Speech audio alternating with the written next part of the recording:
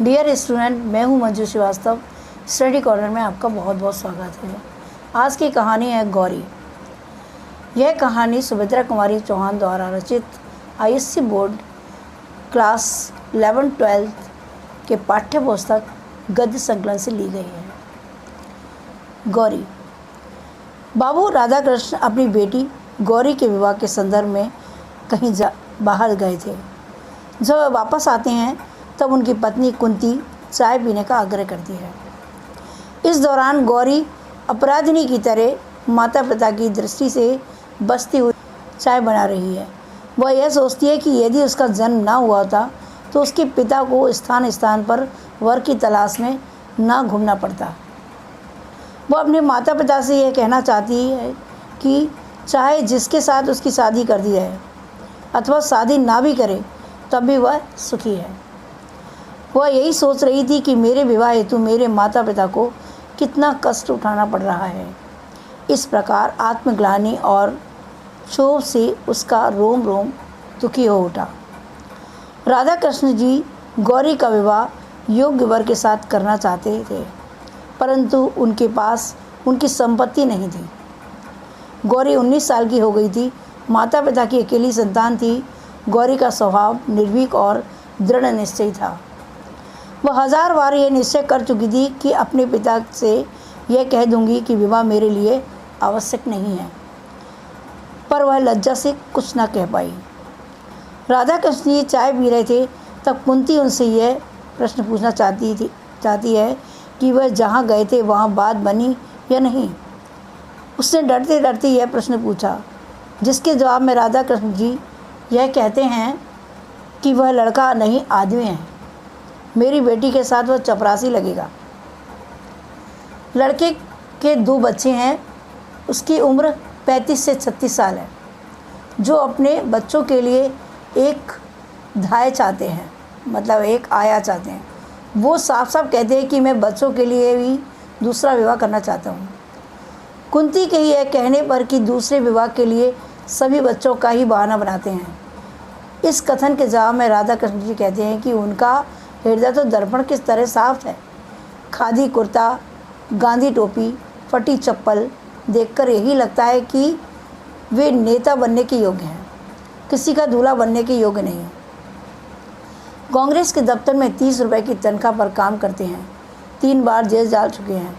आदमी तो बुरे नहीं लगते, लेकिन गौरी का पति बनने के लायक नहीं है।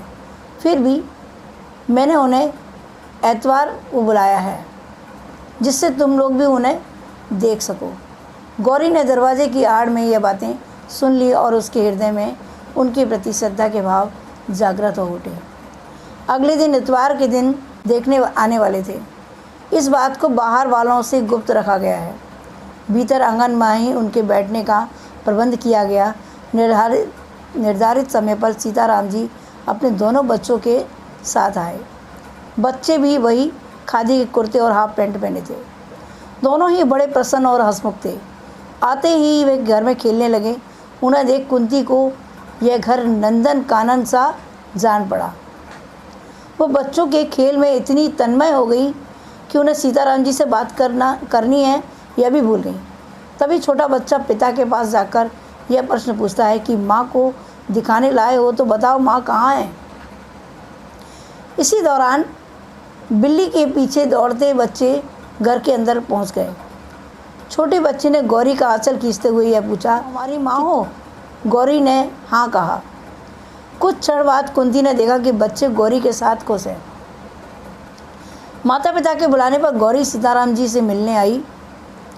बच्चे गौरी को माँ समझकर उसके पिता की बहुत सी शिकायतें करते रहे।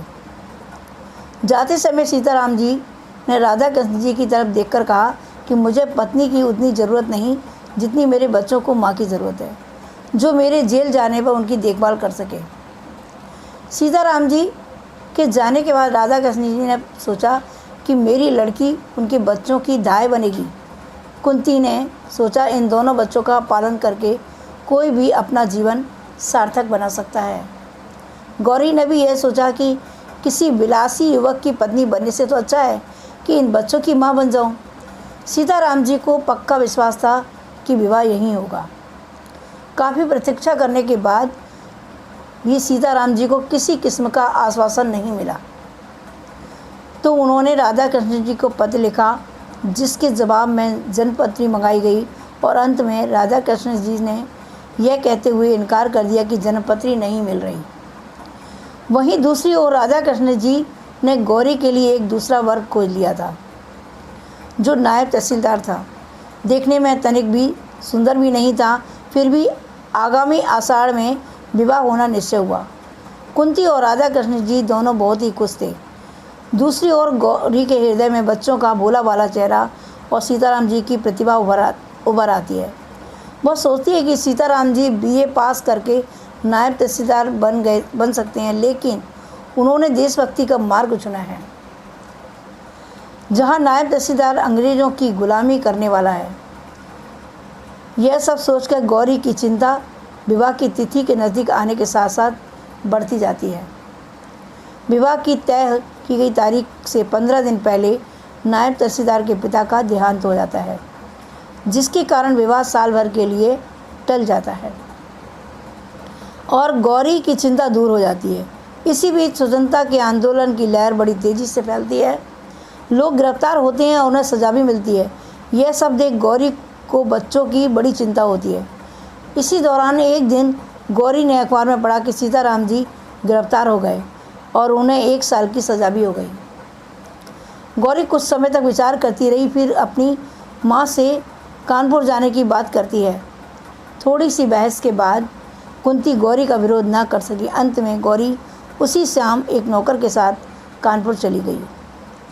अब 1 साल बाद सीताराम जी के घर के लिए चलते हैं, तो यह सोचते रहते हैं कि कहारे ने मेरे बच्चों को किस प्रकार रखा होगा। रास्ते में उन्होंने बच्चों के लिए गरम गरम जलेबियाँ खरीदी और घर में वह सोचते हुए घुसे कि बच्चों की हालत क्या होगी, लेकिन आंगन में वो गौरी को देखकर आश्चर्यचकित हो गए और गौरी ने भी उनकी पद धूलि माथे से लगाई। इस प्रकार कहानी समाप्त हो जाती है। आपको ये वीडियो पसंद आया तो लाइक और शेयर और कमेंट्स ज़रूर कीजिए। मेरे चैनल स्टडी कॉर्नर को भी सब्सक्राइब कीजिए। Thank you.